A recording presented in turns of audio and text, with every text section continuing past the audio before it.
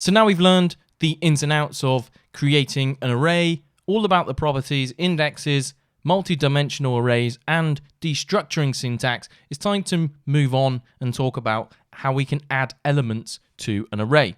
Now, because our arrays are essentially live data structures, we might want to add items to the beginning of the array, we might want to insert an item into the middle, or perhaps the end of an array. Now, this video is going to give you exactly that knowledge, and we're going to explore mutable and immutable ways of doing everything that we've just mentioned. So what we want to start off with is the beginning of an array. So we're going to comment each piece. When we want to add something to the beginning, that's going to go here.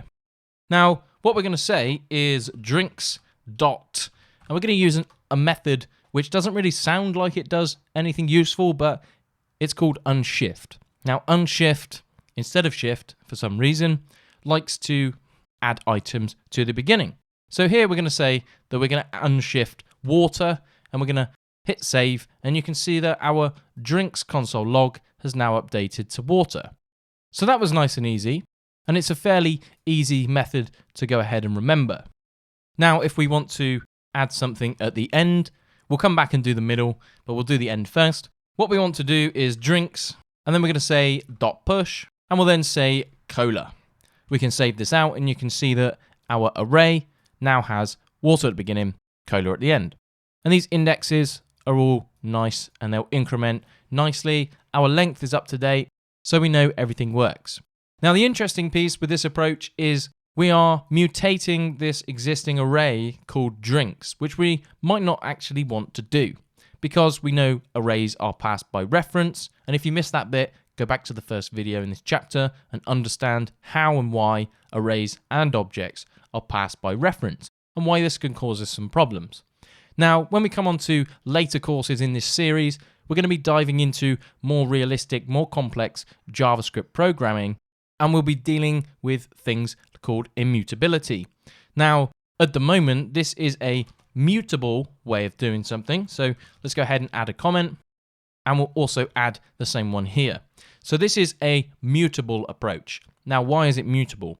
Because it mutates that original drinks object, our array, and we might not want that at sometimes. Now, in general, it could be absolutely fine, depending on the use case, depending what you're programming. This is absolutely fine, and this syntax has been around for so many years. So don't be put off by being able to mutate, but the industry has moved on, and we've seen many benefits by using an immutable approach. So if we want to use an immutable pattern, how do we go about this? It's actually quite easy. Now, what we would simply do is expect a new array back. So that's the whole idea between immutability and mutability, is mutability, mutating something will change this original reference, that original array. Whereas what happens with immutability is we just leave the old array alone. We leave it completely alone, and we take a copy and then mutate the copy to create a new one. So it leaves everything alone. So here I'm going to say new drinks array equals a brand new array. So that was nice and easy. Now, we learned earlier with the spread operator, so if we want to copy all the initial drinks inside and then console log our new drinks array, we can hit save, and you can see we have two of the identical thing. However, cola is only being pushed into drinks at that point in time. Now, in an immutable way, instead of calling this unshift method, we want to create a new array, and we can simply just add water at the beginning, comma separate it, and then spread drinks in. So now we have two waters because we're copying everything across. So I'll go ahead and just comment out our mutable methods, and we'll just be left with our immutable ways of doing things. So you can see here, first item is a nice string. We have this array, and then we spread every drink that's currently above into it. This copies all the values. It doesn't mutate the existing array. And even if we decided to say new drinks array dot length equals 0, which, as we know, resets an array, we're going to see an empty array for our new drinks, but our last console log, this drinks above, has not been touched. So you can see that this will not lead to any unintended side effects that we may have throughout an application that becomes a little bit more complex than this. Now, once we understand these behaviors, we can put them into practice and tread around them carefully and keep them in mind. So with that in mind, I'm going to comment this out. It's useful for reference just to jog your memory when we come back to this at a later date. So what we need to look at next is how we add something to the end of an array in an immutable way as well. Now, instead of having all these variables floating around, what I'm going to do is just put them inside the console log so we don't have any random constants which are flying around. Now, you can see when I save, nothing's going to change here, so that's absolutely fine. Now, in an immutable way to add something to the end of the array, this is almost exactly the same as the above. We spread in those initial drinks, and then we can add a new drink to the end, such as cola. You can see we have water up here, we have cola up here, and we have lemonade, lime, and peach. Now, lemonade, lime, and peach are the only common thing throughout all of these. This original array, our first array has water, whereas our second one doesn't. So none of these are actually talking to each other, which means that they're taking copies very nicely. So this is the immutable way of doing things, and we'll also add a comment above as well, just for clarity. So now we want to learn how to add something into the middle.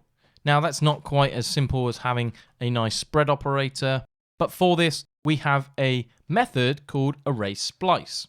Now, splice, albeit sounding quite strange, is an extremely powerful tool. Now, to do this, what we need to do is say drinks, and you can see we have this splice method. Now, let's hover over it and just see what it gives us. Removes elements from an array, and if necessary, inserts new elements in their place. Now, the key word here is if necessary, which means that we optionally can delete. And you can see here we have this delete count. In the function signature, we also have a question mark. So this denotes that it is in fact optional.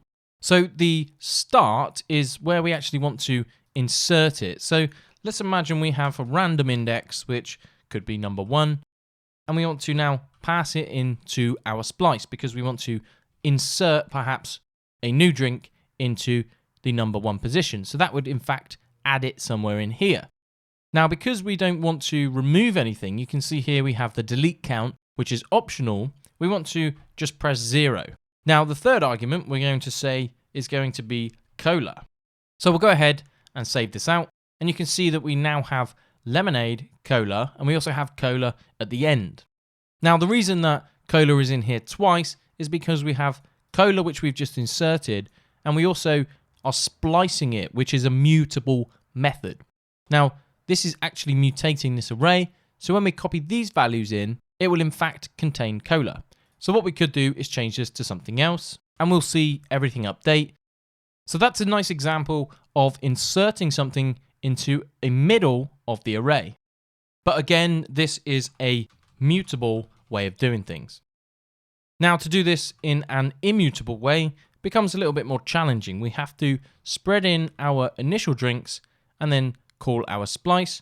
Now, because this removes elements from an array, we want to capture the beginning of the array and then essentially delete everything after it. So that means that 0 and then 1 is going to be our index. So if we save this out, you'll see that it basically removes the rest of the array. If we change this to 2, we get lemonade and lime. So what we're going to do is just stick with 1. Now, what we want to do on the next line is basically duplicate what we've got, but instead of splicing the index, we want to index -1. So hopefully we should actually end up with exactly what we started with, which is lemonade, lime, and then peach. So here you can see we have lemonade, lime, and peach. So you may be thinking, why are we doing this? Now, this keeps reformatting, so we'll just go ahead and neaten things up. Now, what this allows us to do is we can then go ahead and add another drink name, and you'll see that we now have inserted it into the middle of the array, and we're given back a new array. So we don't have any references that are going to break. We are returning a new array every single time, or we will be in theory. So here we can add the item in the middle. We essentially cut the array in half and then add the pieces either side of the new item that we want to add. So that's the ways that we can add items to an array. We've looked at using unshift, which is a mutable method. Then we looked at an immutable way of doing things where we use the spread operator and pass our drinks in. We then looked at using the push method to add something to the end of the array. And then we looked at a far easier solution. And I think even if you do not want an immutable setup, I would totally go with this approach. It's far cleaner. It's easier to read. We don't have to digest and start reading .push and seeing the syntax. It's just nice and clear of what's happening. Then we looked at using drink splice and inserting new elements. And then we looked at an immutable pattern for doing almost the exact same thing. So that's it for this video. In the next one, we're going to talk about removing array elements.